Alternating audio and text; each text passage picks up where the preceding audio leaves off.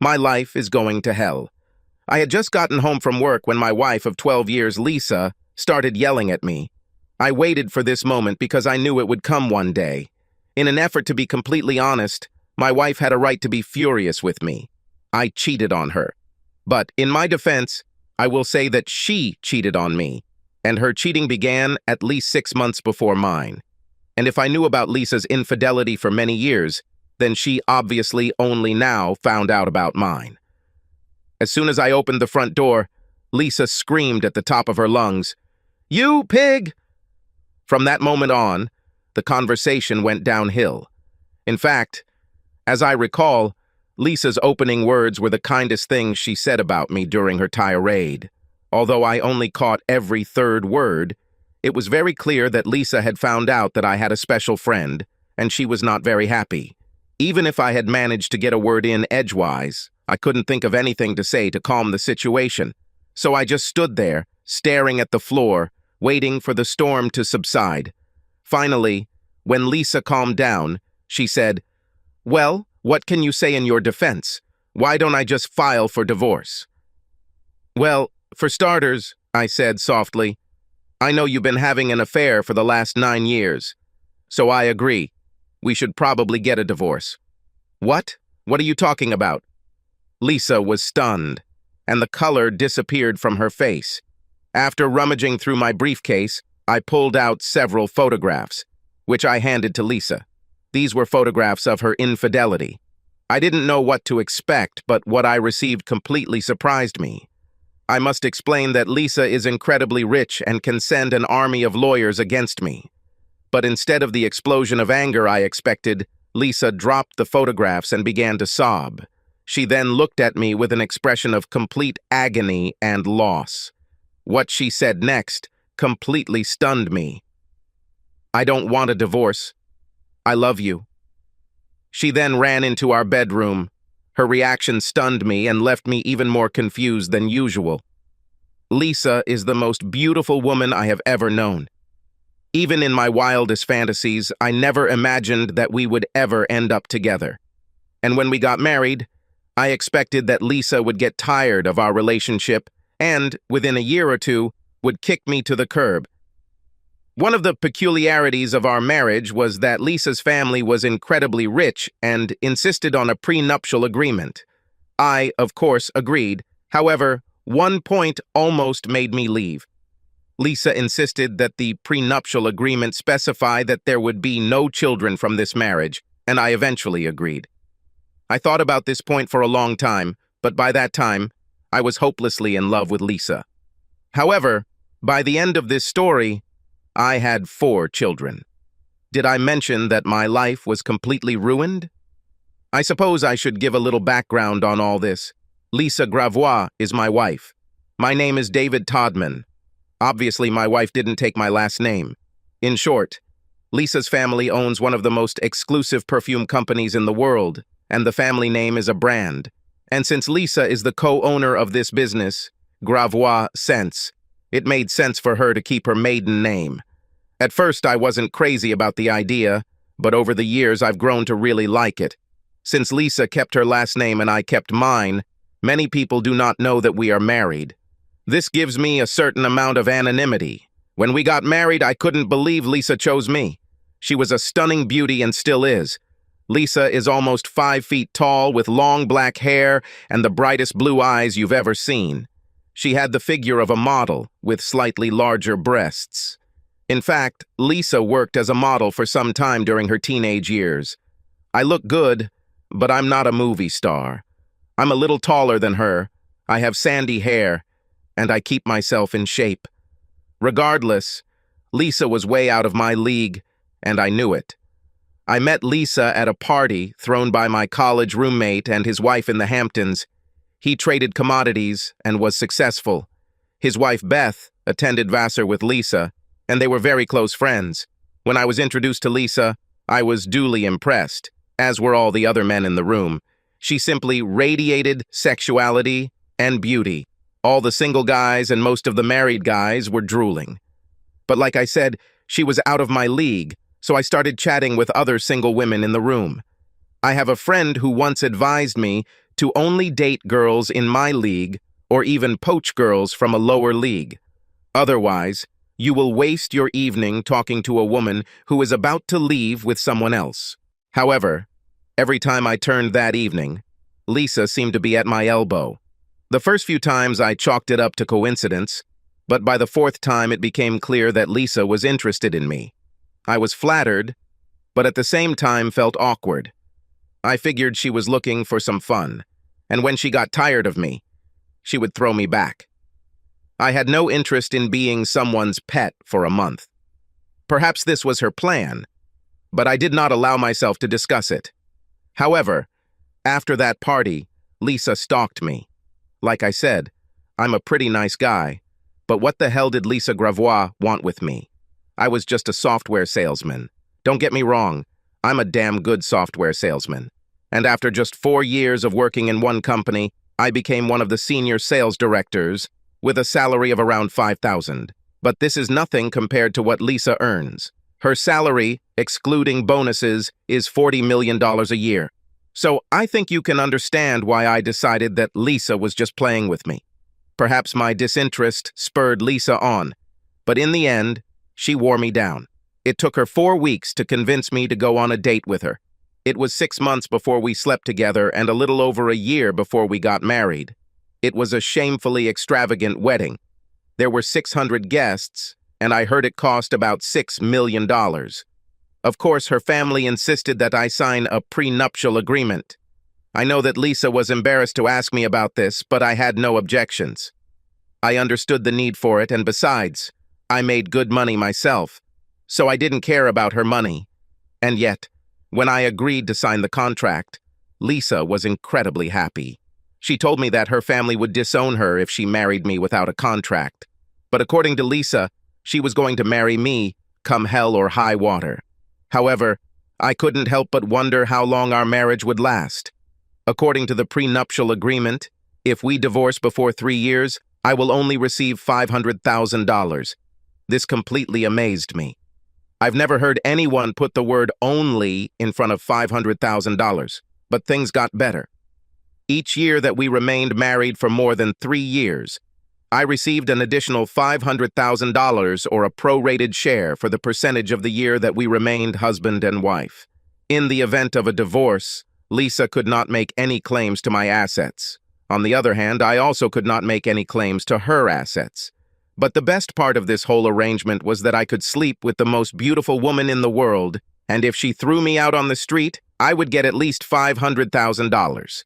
Of course, the marriage contract stated that we both agreed to refuse to have children.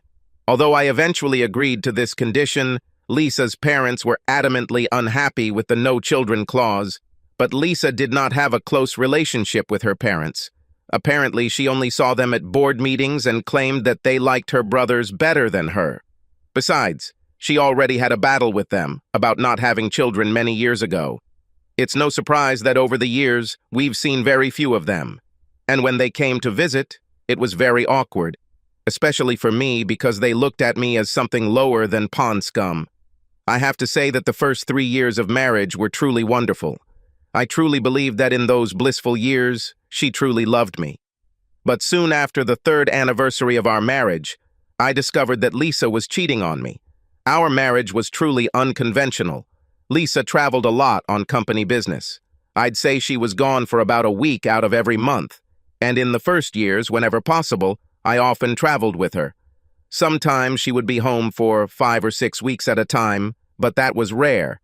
However, every time she returned home, she would drive me to exhaustion in the bedroom. My discovery of Lisa's infidelities began with a photograph in the newspaper. Since Lisa is a celebrity, she is often mentioned or illustrated in the gossip pages. So I religiously scanned that section of the newspaper every day. One particular day, I just glanced at a photo from a party in Paris and almost missed it. In the end, it took a magnifying glass to confirm what I thought was in the photo. On the right side of this particular photo, I saw someone who looked like Lisa. I confirmed this with a magnifying glass. So you're probably saying, what's the big deal? This was important because at that particular moment, Lisa was supposed to be in Japan negotiating for the company. However, there could be many reasons why Lisa was in Paris, but I couldn't figure out why she changed her trip and didn't tell me about it. However, I needed to know more. It could have been a simple last-minute mistake in her schedule, but I had to find out what was going on. When we first got married, Lisa asked me to quit my job so I could travel with her. I told her I didn't want to be kept. Eventually, she stopped asking. One of the things about being married in a family like Lisa's is that you have virtually unlimited resources. However, I didn't want to use Lisa's money because I knew she was very meticulous and would know if I did. But I had my own checking account into which my salary was transferred. I mainly used this money to buy Lisa birthday and Christmas gifts. It's not an easy task when you're shopping for someone who has everything. It exhausted me to death. I could neither sleep nor eat. I needed to know what was going on, so I used my personal funds and hired a private investigator. However, even while doing this, I had to be careful. I chose a firm that I knew Gravois had never used before, a reputable firm in St. Louis. After I discovered the photo in the newspaper, I realized that Lisa's work schedule required her to travel much more often than when we first got married. With the new schedule, she was away for an average of 2 weeks out of every month. However, I was puzzled because our sex life was still great. Lisa always seemed genuinely upset when she had to leave and very happy when she returned. I almost convinced myself that I was paranoid. Anyway, a month later, I learned that I wasn't being paranoid. I got the report with the scans, and it was fucking painful. I have never experienced such pain. In the private investigator's report, Lisa's lover was named as Gerard Lavelle, whose family was in the banking business. They owned banks throughout Europe, and Gerard was president of the family holding company. Lisa and Gerard grew up together, and at one time everyone thought they would get married. But then Gerard and Lisa broke up. Lisa married me, and Gerard married a Greek woman named Teresa Apopoulos. Teresa's father was very passionate about shipping.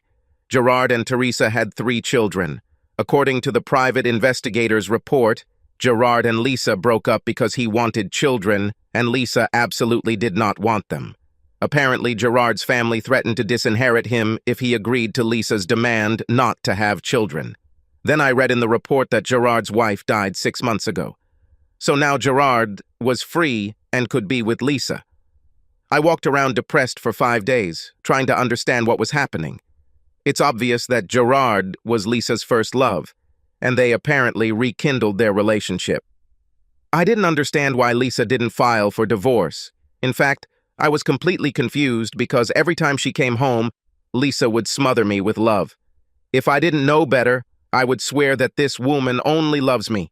Not only did Lisa seem genuinely excited to see me, but our lovemaking was absolutely amazing. You're starting to realize how shitty my life has been, but it's only going to get worse. My first reaction to the private investigator's report was to meet with Lisa and divorce her, but I thought long and hard about it and came up with 3 reasons that kept me from doing it. First of all, I still loved Lisa, and when we were together, I felt that she really loved me. Secondly, the sex was mind-blowing, and finally, the marriage contract. From a purely financial standpoint, I earned $1,370 for every day I was married to Lisa. I finally decided what I would do after Lisa tried to destroy me with sex before flying off on another trip. In my mind, I said, "To hell with everything. I'll stay married, but I won't be faithful." Even after making this decision, I kept wondering whether I could really cheat on Lisa. One day, as I was pondering my dilemma, one of my sales associates came into my office. Her name was Thelma Johnson, and she was quite an attractive woman. Thelma wasn't even close to Lisa's level, but she had a hot body and a warm, friendly personality. While Thelma was a solid 8.5, Lisa was an 11 or 12. "David, you've been distracted all week," she told me. "Is there anything I can do to help?" I really liked Thelma, and she was a great salesperson. She recently divorced her husband after she caught him cheating. I was surprised that she wasn't as upset about the divorce as I thought. Thelma worked closely with me for over 6 months to secure the contract with Harris Enterprise. This contract provided us with a bonus for the year. I knew Thelma cared about me, but we had always had a professional relationship. However, Thelma was a good listener, so I decided to talk to her about my dilemma with Lisa. Yes, I admitted. I'm confused. I just found out that Lisa is cheating on me. The question I'm struggling with is, should I divorce her or ignore her? That shouldn't be a problem, Thelma said quickly. Divorce this bitch and move on with your life. It's not that simple, I explained. I signed a marriage contract with Lisa. Every year I remain married to Lisa, I receive $500,000. This means that every day I'm married, I earn about $400, which is not small change. Then I listed all the other perks that could come with being married to Lisa. Fancy cars, parties, clothes, expensive watches, and travel on the company jet. Thelma acknowledged that this was indeed something that needed to be carefully considered. She promised to think about it that evening and let me know if she came up with anything. The next day, I was still thinking about my problem when Thelma walked into my office and closed the door. I think I have a solution to your problem, she said, sitting down opposite me. Really, what do you think I should do with Lisa? I asked. I think you should stay with her, Thelma replied and continued, with some changes. Oh, and what changes should I make? I asked, smiling. I was sure that Thelma would suggest that I stay married and just cheat on Lisa. I admit that I was leaning more and more in this direction, but I still had not convinced myself that I should decide to cheat. Although I still loved Lisa, her betrayal hurt me deeply and I found it difficult to cope with. But what Thelma suggested shook me to my core. Like I said, I think you should stay married to Lisa, but you should have your own affair. I raised my hand to stop her from continuing. I've already thought about this. No, my plan includes more than that, Thelma interrupted. Please let me explain, and let me finish before you throw me out of your office. Okay, I said, raising my hands in her direction. The floor is yours. David, I think you are struggling with this decision for 2 reasons, Thelma began. Firstly, because, despite what Lisa did, you still love her. You can't imagine life without her. Besides, although you've thought a lot about having an affair of your own, it doesn't satisfy you in one important way. You told me several times that you really want to have children. This means that just affairs do not solve this desire of yours. Yes, you could get your mistress pregnant, but that would be messy and would almost certainly end your marriage to Lisa. All this is true, I intervened, but I don't see how it will help me solve my problem. I believe I can be the solution, Thelma said, smiling warmly at me. What? Are you offering to become my mistress? Technically, yes, she said with a sly smile. But I want much more. I'm not sure I like the sound of that, I said worriedly. No, David, let me finish. I nodded for her to continue. You've known me since before you and Lisa got married, Thelma continued. I know you think that Lisa married below her level, but I never thought so. She's damn lucky to have you, and she's just a fool to risk losing you. But since Lisa decided to be an idiot, I'm not going to miss this opportunity. You know that my dating history was, to put it mildly, sad. I always ended up with the worst men. I had great fears even before my wedding last year. I felt that Fred and I were not right for each other, but outwardly he seemed kind and loving. It was only after the wedding that I found out that he was jealous and controlling, and on top of that, a cheater. I simply nodded and let Thelma continue. I've always been attracted to you, but you never seemed interested in me. We've been good friends for years, but you never thought about me in a romantic way. I accepted it, and I knew I could never compete when Lisa came on the scene.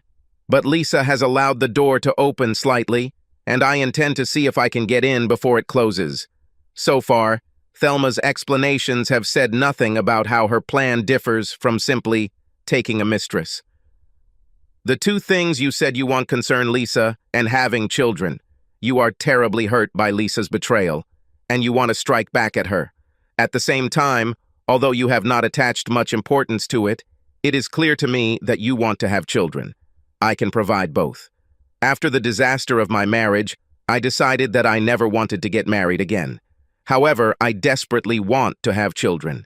I propose to become your mistress and bear you children. I know that you don't love me, but I think that you care about me. We will keep our affair a secret, which will allow you to remain married to Lisa. At the same time, I will have your children. We both won. I'd be lying if I didn't admit that I was shocked and intrigued by what Thelma had to offer. It was complete nonsense, but I liked the idea. However, I could see difficulties with this agreement, so I started listing some of them. First of all, thank you for this offer, I said kindly. I am truly flattered, and this is much more generous than I have any right to expect. But I see several problems. Finances would be difficult, then raising children, naming children, and what if in the future you decide you want to get married? I ran into the same problems, Thelma admitted. But let me try to solve them. As for finances, I own my own home. All I would like to ask is that we share the costs of the children. On birth certificates, I would list your name as the father, but until you decide otherwise, they will use my last name. Although I don't think I'll want to get married in the future, I'm wise enough to know that you can never say never. Therefore, I propose to enter into a written agreement. In this agreement, we will include a clause that will allow either of us to terminate the agreement with 6 months' notice. If I remarry, you will have the right to decide on custody. If you decide to end our agreement, I will have custody of the children, but you will have liberal visitation rights. In any case, you will still be recognized as the father. We sat and looked at each other, but neither of us said anything right away. Finally, I broke the silence. I must admit that I am very intrigued by your proposal. However, I'm not ready for this yet. Why don't we go on a few dates to see if we're right for each other? Thelma agreed, and we started dating. The first few dates were just dinner and dancing. Then we had dinner and went to the theater. I found that dating Thelma was fun. She was warm and funny. This, of course, was much nicer than sitting at home and waiting for Lisa to return from one of her trips. On our 5th date, we hugged tightly in the car as I drove Thelma home. After the 6th date, Thelma said, "We're definitely compatible on our dates. Now let's check if we are compatible in bed." Sex with Lisa could be mind-blowing, so I didn't know what to expect from Thelma. As we undressed, I realized that Thelma, when she was naked, was closer to a 9. Thelma was shorter than Lisa and fuller, but her body was very soft and sexy. We made 3 rounds before I headed home. I thought I would feel guilty for cheating on Lisa, but I don't. In fact, communicating with Thelma somewhat softened my wounded pride. The next day, Thelma walked into my office beaming. Closing the door, she walked around my desk and gave me a searing kiss. I think after last night we know we're compatible. So what do you want to do now? I was grinning from ear to ear. Why don't you find a lawyer who has nothing to do with this company or any of Lisa's companies? Let them draw up an agreement, then we'll see what comes of it. Thelma smiled widely. I know the perfect lawyer, my brother Tim. He and I are very close. He also knows that I'm a bit flighty and warned me against marrying Fred. So Thelma left, and I went back to work. As the days passed, I thought less and less about the idea. And since Thelma didn't mention it, I thought she might have changed her mind. Anyway, I didn't mean to bring this up. Also, I was becoming more and more convinced that I should just divorce Lisa and accept my financial losses. At least it won't be like what happens to most husbands when they get divorced. They end up in a complete mess, in every possible way. In many cases, these men deserve to be fucked. But in many other cases, it is the wife who deserves to be burned to ashes. In my case, I would at least be left with a lot of money. 2 weeks after our conversation, Thelma walked into my office and closed the door. She placed the completed contract on my desk. Give him as much time as you want. Make any changes you want. If we both agree, we will sign it in front of my brother. He will have the necessary witnesses and a notary. I was surprised because Thelma didn't say a word about the proposal after our night together, and we didn't go on another date. I was sure that the idea was dead, but now the agreement was on my desk. It was amazing how quickly my thoughts turned to taking Thelma as my mistress and having children with her. Thelma's brother was very attentive. He even raised questions that neither Thelma nor I had ever thought about. I was struck by the question of what would happen to the children if something happened to Thelma or to me. This question chilled me to the bone. Tim's solution was simple. If Thelma died, Tim agreed that he and his wife would raise the children if I continued to live with Lisa. If at that moment I want to acknowledge the children, I will receive them. If I chose to stay with Lisa, I would still be given full access to any children Thelma and I would have. And if they hadn't already been told, they would have been told that I was their father. If I died, the children's names would be changed to my last name. I would leave them my property, which will be held in trust until they reach the age of 25. I was still trying to make a decision when Lisa told me on Monday that her travel schedule would increase a bit next year. That decided it for me. The next day, I told Thelma to make an appointment with her brother. The meeting with Thelma's brother, Tim, was very businesslike. Regardless of what he personally thought about this agreement, it was clear that he loved his sister and was willing to do anything to make her happy. "David, you're lucky," Tim said, shaking his head. "I saw pictures of your wife and she is gorgeous. And my sister is also beautiful. God, I'm jealous." I laughed at Tim's words, but Thelma just looked at her brother. "Tim, Gloria is a wonderful woman, and you are damn lucky to have her." "I know, sis, but it would be even better if my secretary wanted such a deal." Tim chuckled and then said quickly, "I'm just kidding. Gloria is more than enough for me." This satisfied Thelma, and she smiled. Then we returned to the agreement. One of the points of the agreement was that we would try to organize our sexual encounters so that they would take place when Lisa was on business trips. Of course, this had to be changed early on, so that we could have sex when Thelma was most fertile.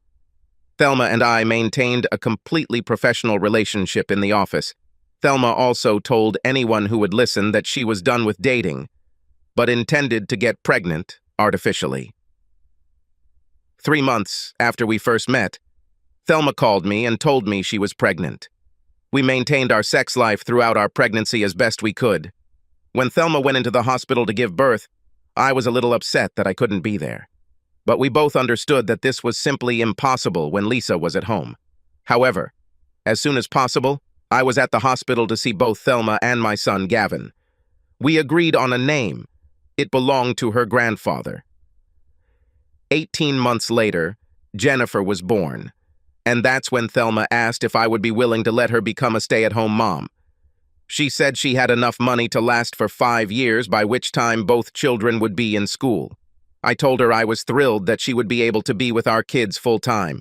I even agreed that I would pay Thelma's mortgage and utilities from a fund I had secretly created. As it turned out, we were not planning to have more children, but one of Lisa's trips occurred during Thelma's ovulation period. Apparently, she had counted the days incorrectly.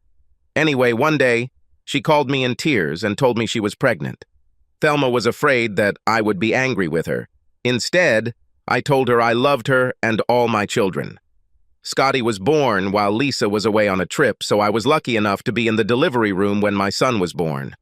I was so happy that I floated on a cloud for several days. Before the birth of our third child, Thelma and I decided that we should make sure that we did not have any more children.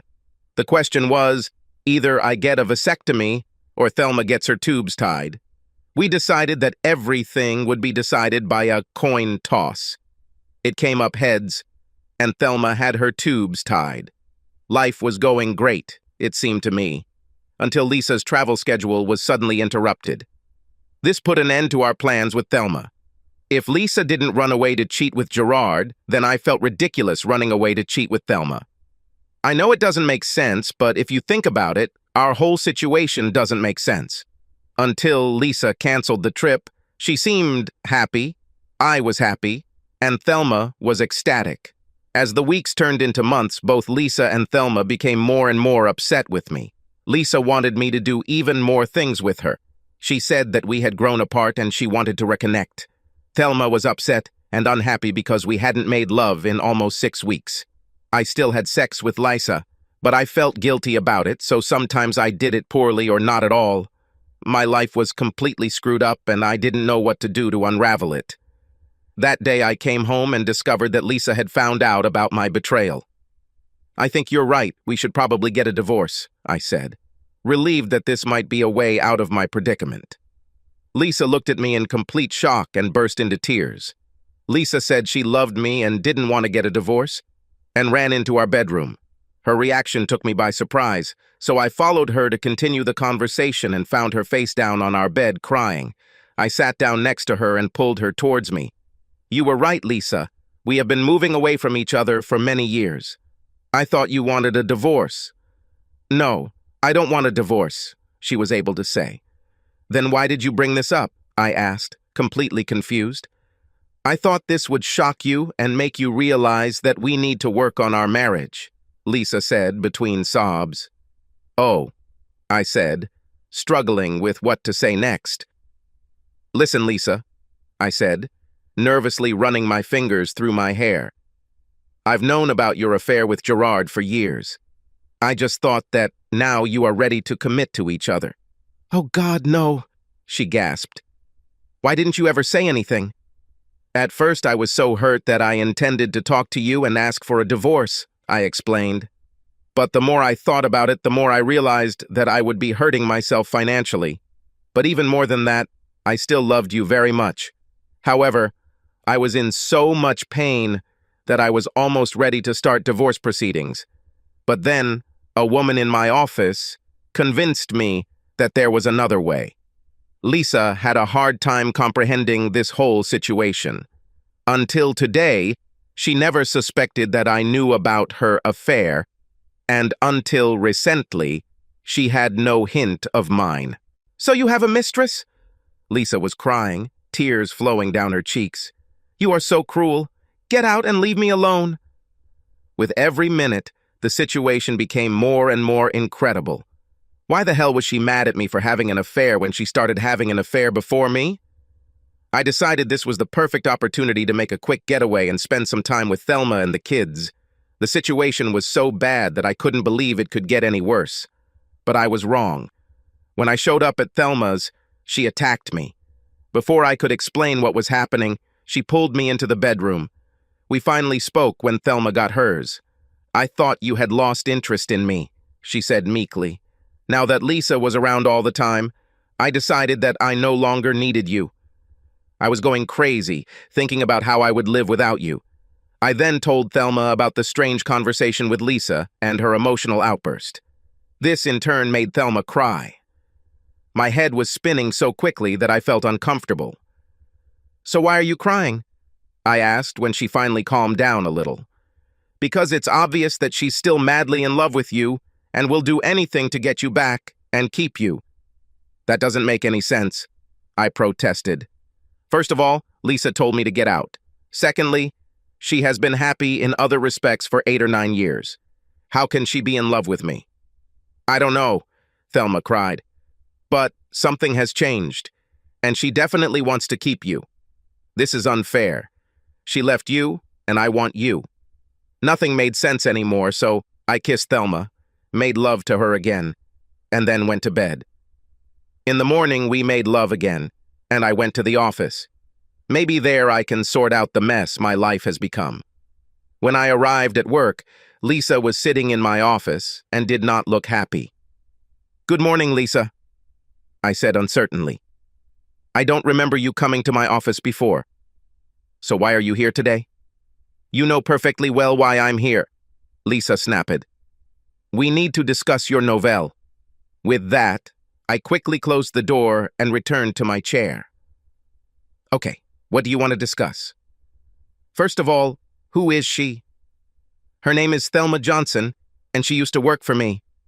"Wait, didn't you put a private investigator on me or something?" "No, one of my friends saw you kissing in a restaurant the other day. My friend tried to follow your girlfriend after you gave her a passionate kiss, but he lost her. Do you intend to continue dating her?" "Oh God," was all I could think of to say. "Well, do you intend to continue dating her?" "Lisa, you won't like what I tell you, but you have to hear it. After I tell you everything, I think you will agree that we need to get a divorce." Sadness appeared in Lisa's eyes, but she nodded. If you had continued to go on your trips, we wouldn't be having this conversation, I began. What do my trips have to do with this? Lisa asked sharply. I told you that I know about your affair, Lisa, I said sharply. I know that you met Gerard during your travels. So Thelma and I got together while you were away. You know what's good for the goose is good for the goose. My attempt at humor went over like a hot air balloon. So I decided to continue. I decided that since you are having an affair, then so am I.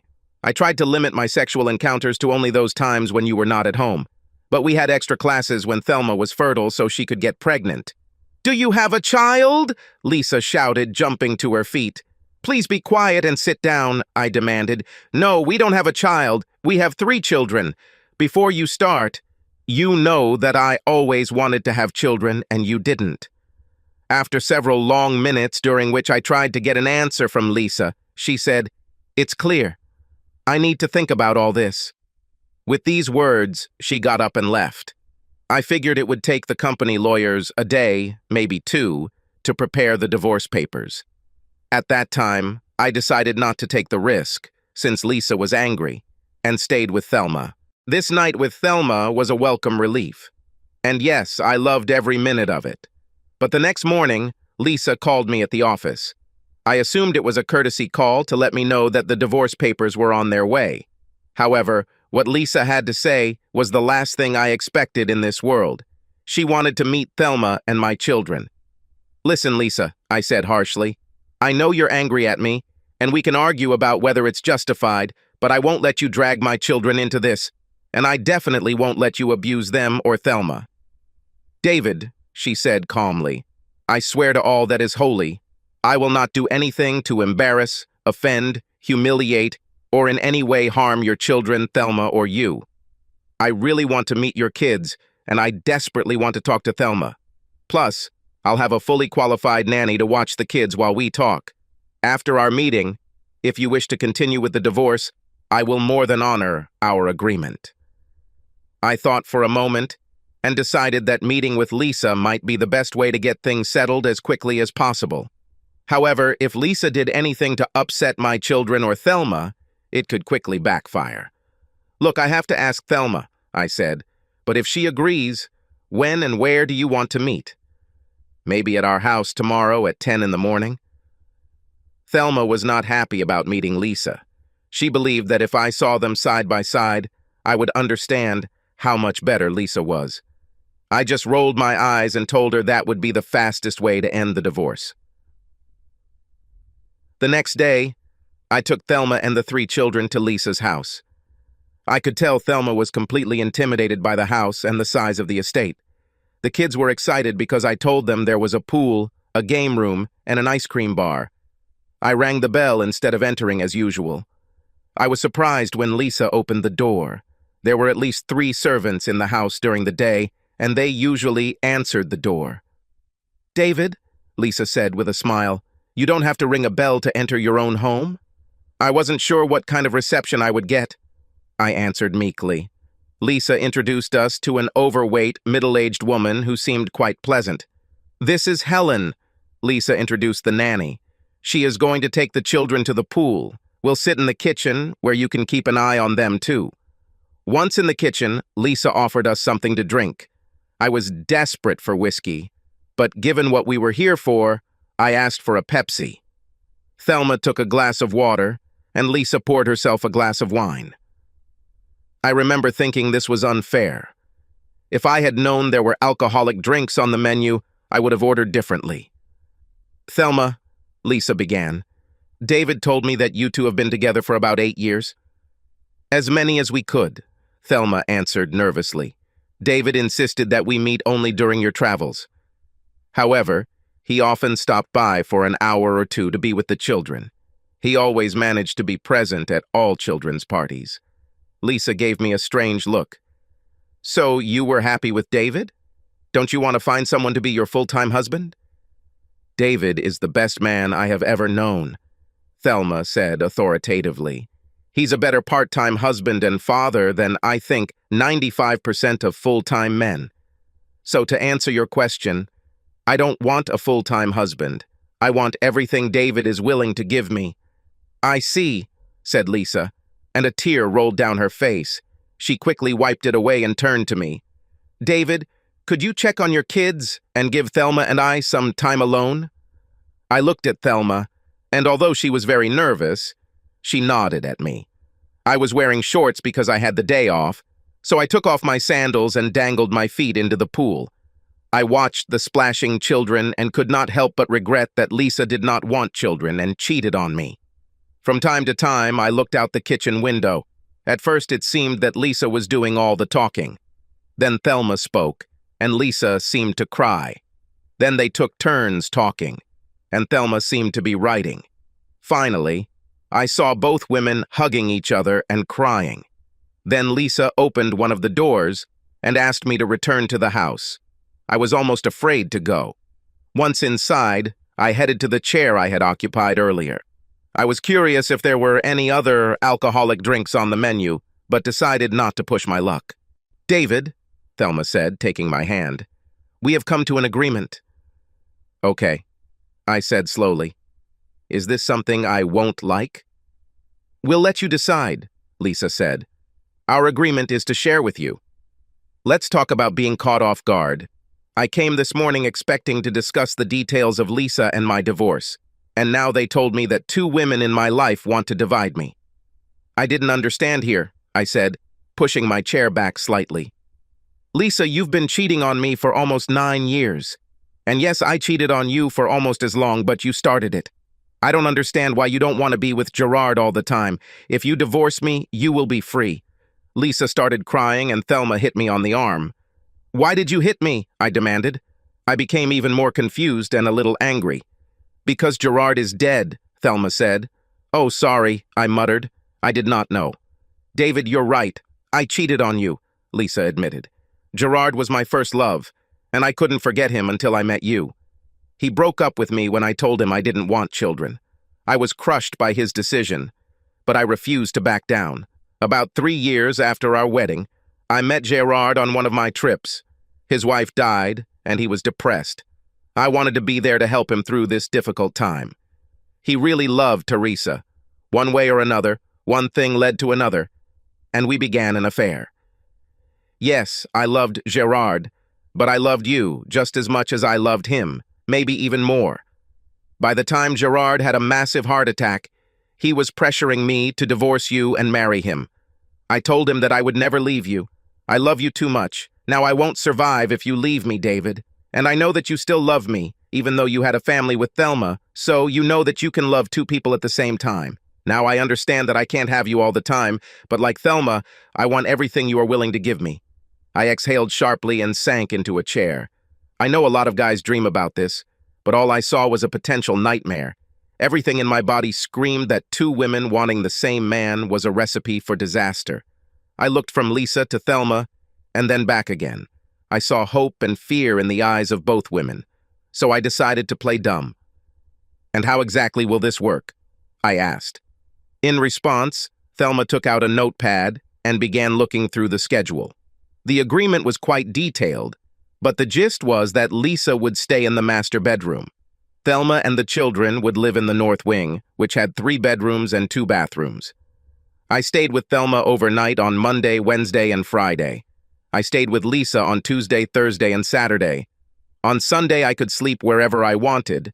The fact that I slept with one woman or another did not mean that sex would be constant. This was decided between the couples.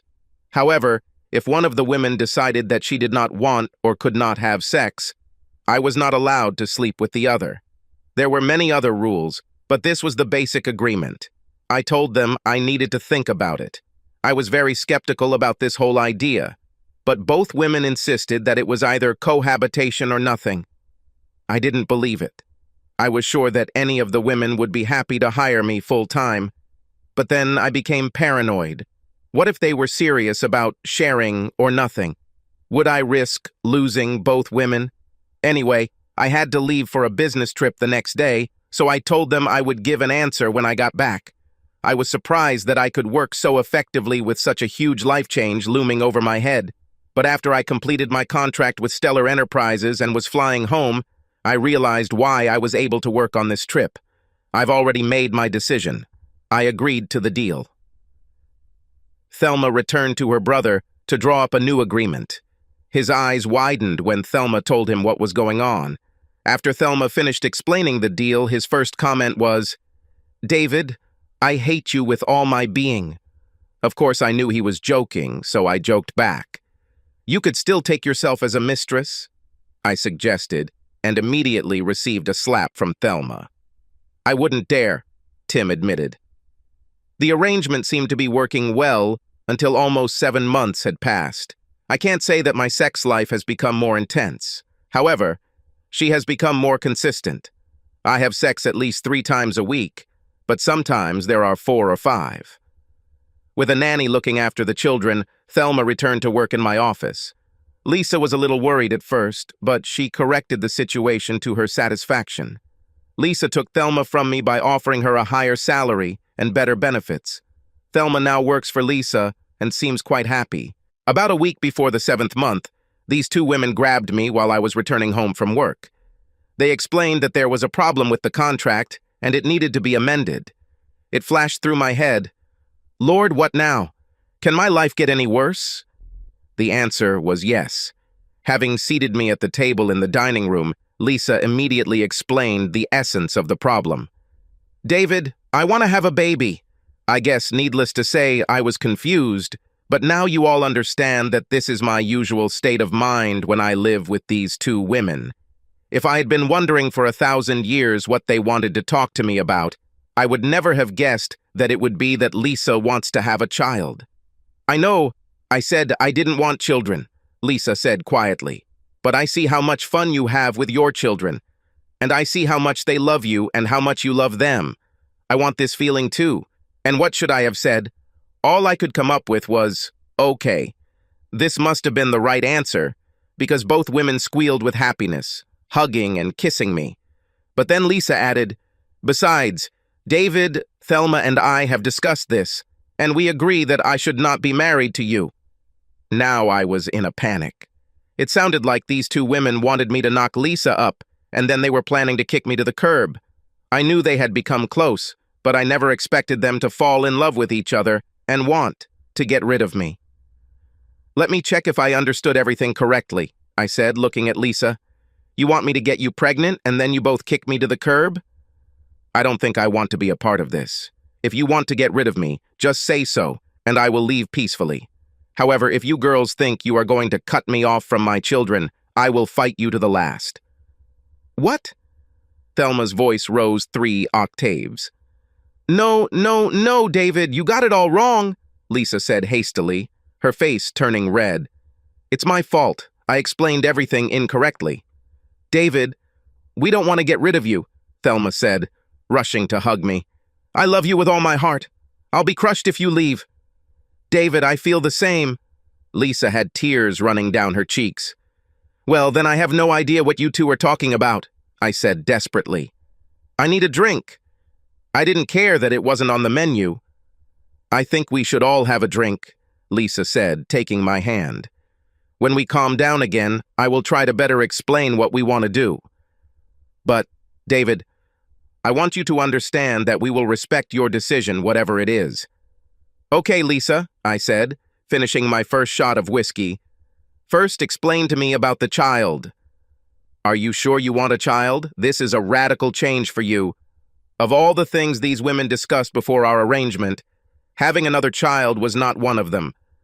But after Thelma and I started having fun with our kids, it must have started Lisa's biological clock. After some time, the desire to have my own child became irresistible. This new development required changes to the agreement so that Lisa could have me more often, especially when she thought she might be fertile. It took 4 months, but eventually Lisa became pregnant and gave birth to a beautiful baby girl, Charlotte. She has her mother's eyes and my smile. Thelma and the kids adore her. As for the supposed divorce, it was another chapter in my crazy married life. When Lisa talked about not wanting to be married to me, it was just another part of the madness in our ever-changing agreement. More precisely, Lisa didn't talk about us getting divorced right away, but she didn't talk about us staying divorced either. In one of their many conversations, Thelma said She was worried that her children would face the stigma of having children out of wedlock. Lisa agreed with her and offered a solution. Remember, Lisa has a lot of money, and money can buy almost anything. According to the new agreement, I had to divorce Lisa after the birth of our child.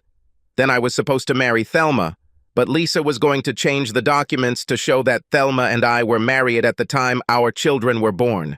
Then Thelma and I would divorce and I would remarry Lisa.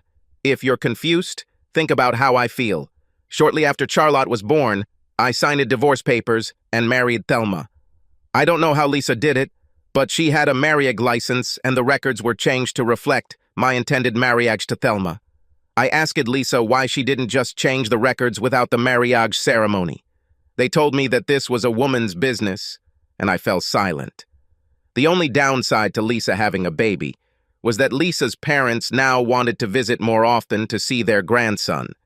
It added some spice to our lives, and I was sure Lisa's parents didn't buy Lisa's story about having an administrative assistant always on hand. Besides, I caught their glances when they didn't think I would notice them. You're probably wondering what the kids thought of this blended family. Apparently, they didn't think anything of it when they were little. But as they got older, they were told that their mothers were very good friends, and that at different times, I had been married to each of them. They left the rest rather vague. When the children grow up, I have no doubt that they will understand that our family is not entirely ordinary. Subscribe to our channel so that your second chaff doesn't cheat on you, and go ahead and listen to the next story, because this story is nothing compared to the next one. If you're under 18, don't even think about listening to the next one.